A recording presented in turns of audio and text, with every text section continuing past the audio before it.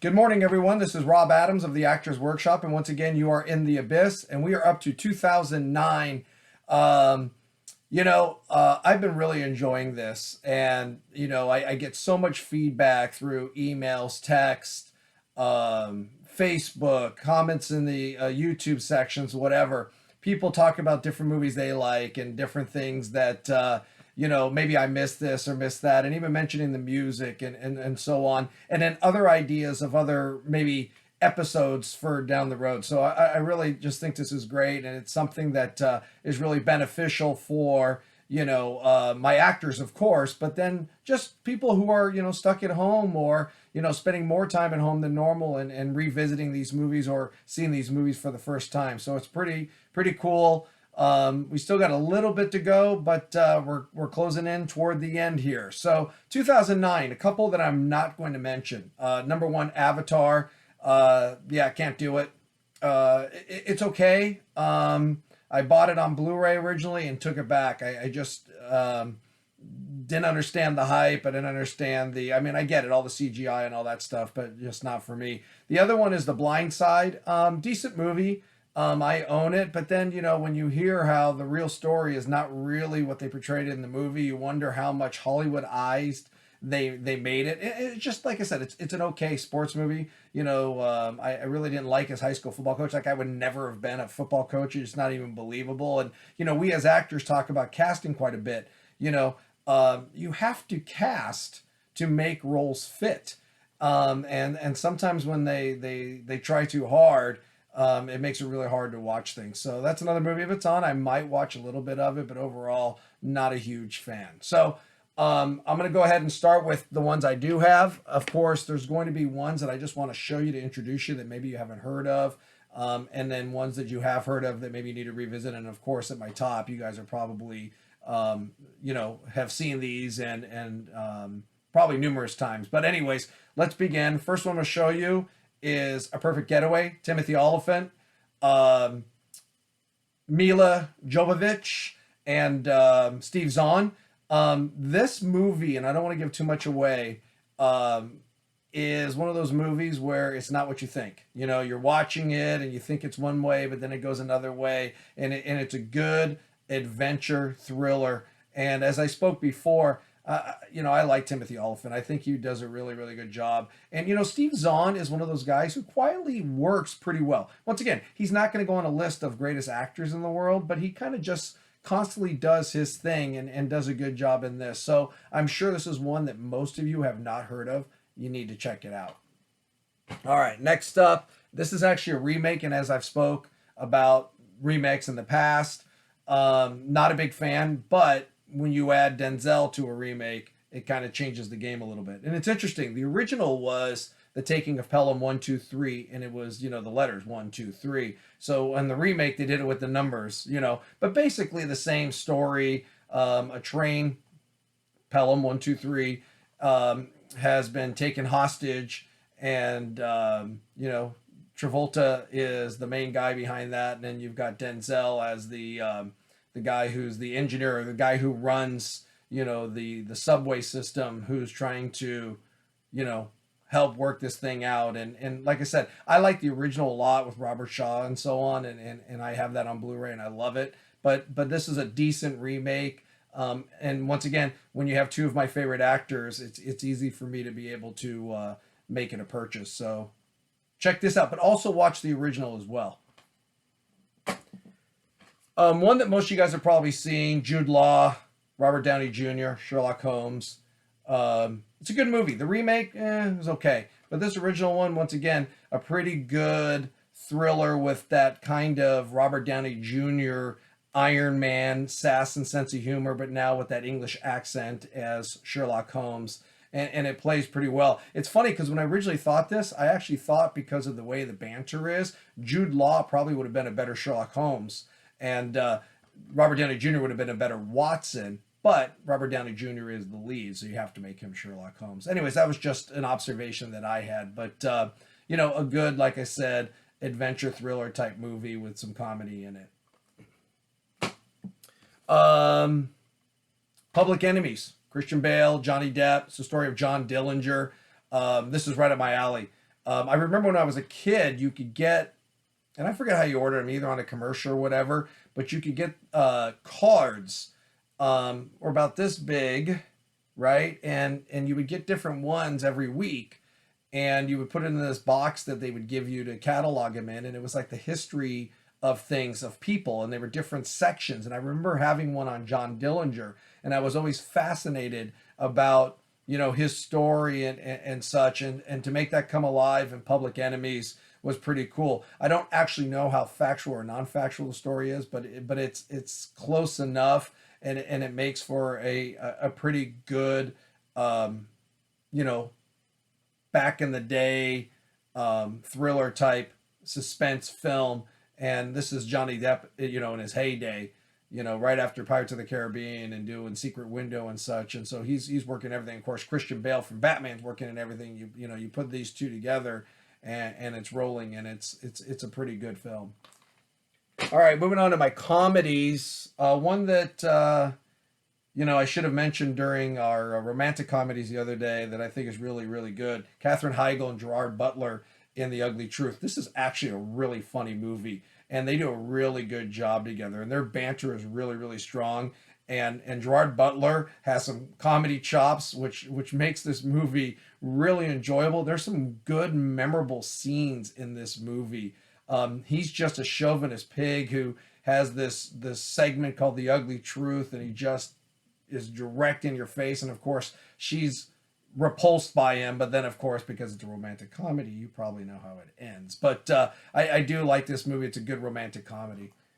Another great comedy that we talked about in our video the other day, Vince Vaughn, Couples Retreat. You got him with Favreau, you got him with Jason Bateman, and then you add Kristen Bell, and you add the rest of the cast, and it makes for a pretty funny movie. Now, is this as good as the Vince Vaughn movies previous to this? Probably not. It's good, and it's probably the beginning of the end of these type of Vince Vaughn movies. I think there's a couple left that came out, and The Internship with Owen Wilson was pretty strong, but not great. And then he had Delivery Man after that, and whatever else. But this one definitely has some funny moments, especially when they're doing yoga and the yoga teacher's teaching them how to stretch with the boom.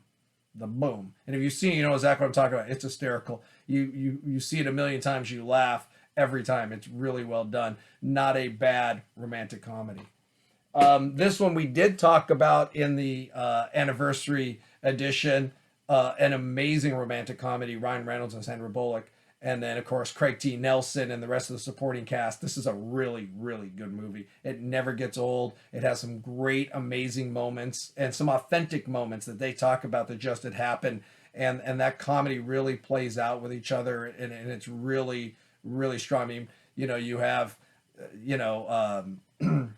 just like I said, that timing. Betty White as the grandmother, in her comedy, she's great. And, Mary Steenburgen as the mom. Like I said, you can go on. The cast is really good.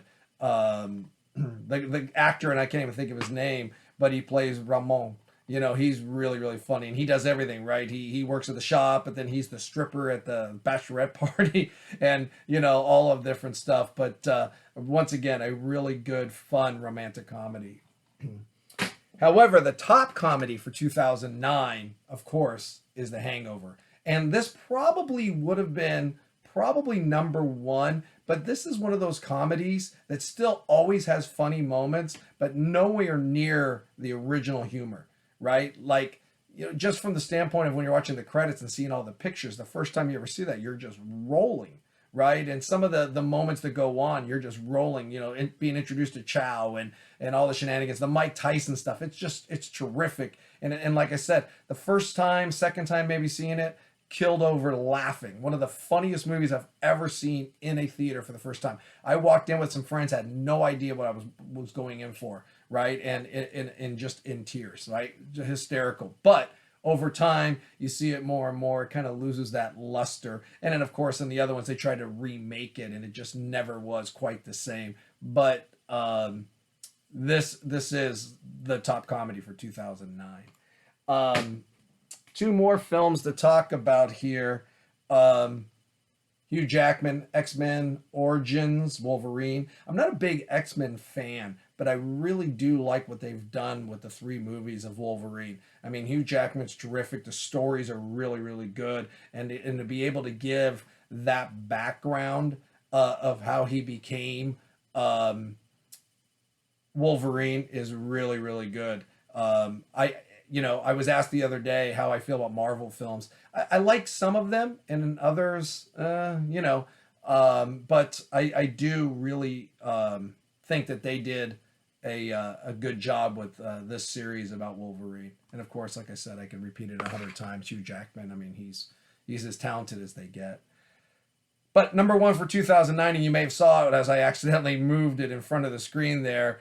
Quentin Tarantino's Inglorious Basterds. I mean, Christoph Waltz as the Nazi general or whatever he is I mean, just ridiculously off the charts. Brad Pitt does a phenomenal job.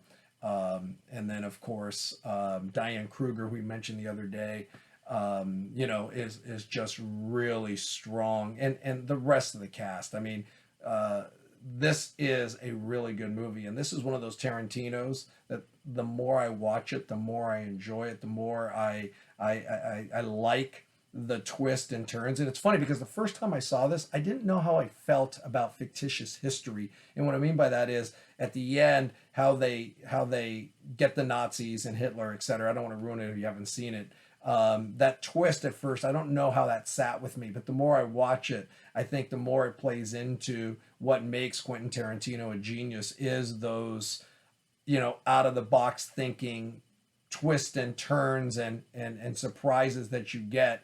And that's what makes him a great filmmaker. And then he puts an amazing cast together all the time. And when you get that, what the result is an absolutely amazing film. And like I said, it never gets old. And this is probably top 3 favorite Quentin Tarantino movies of all time.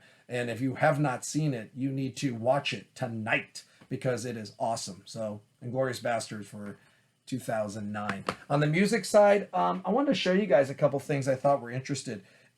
In Europe, they do they have these metal bands or hard rock bands that have like these unbelievable female vocalists in front. And I've talked about a few of them with Delane, and I'll talk about them down the road, or maybe a band like Nightwish, or Within Temptation, which we'll talk about down the road. That's why I haven't got them to show you. But these are a few bands that are along those lines, which I think are really cool.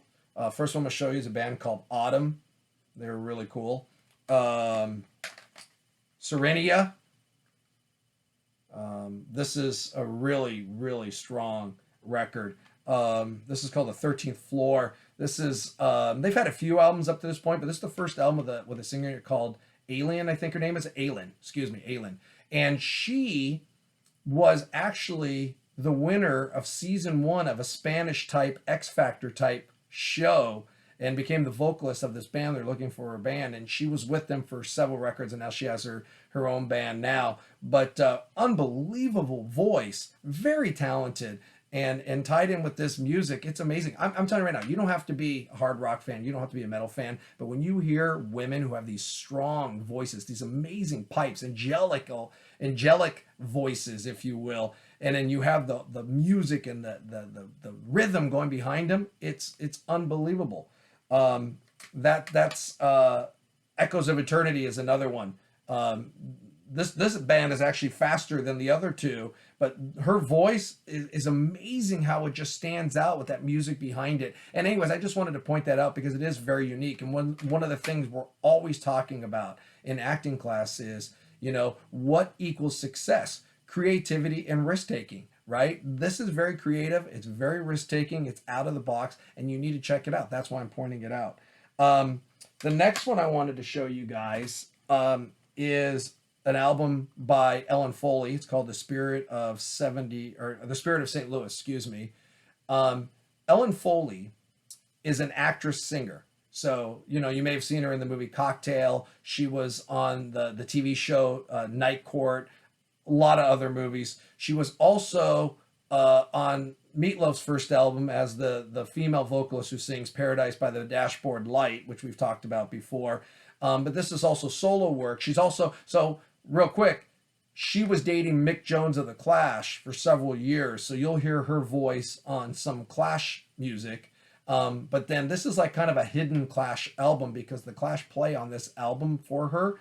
And then a couple songs Mick Jones sings with her. So to be able to hear, that influence, it sounds like the Clash with Ellen Foley singing on it. It's a really hard album to find, but it's a really good one. And like I said, it's neat when you have a crossover of an actress who's pretty noticeable in her movies and her shows and stuff, but then noticeable by her voice. And if you can find this music, you need to check it out. It's really good. Last couple real quick. Dream Theater. I'm pointing this one out because this is the last with drummer Mike Portnoy. This is Black Clouds and Silver Linings. Mike Portnoy is one of the greatest drummers ever, influenced by Neil Peart of Rush and others. And he's very talented. And, he was one of the founding members of Dream Theater. They had, a breakup, if you will, and he left the band. This is a really good one for him to end. And I actually saw them on this tour open for Iron Maiden, and I was just enthralled by the way he played the drums, something I had never seen before, just very unique in his style. Sometimes just standing up and playing, which is crazy.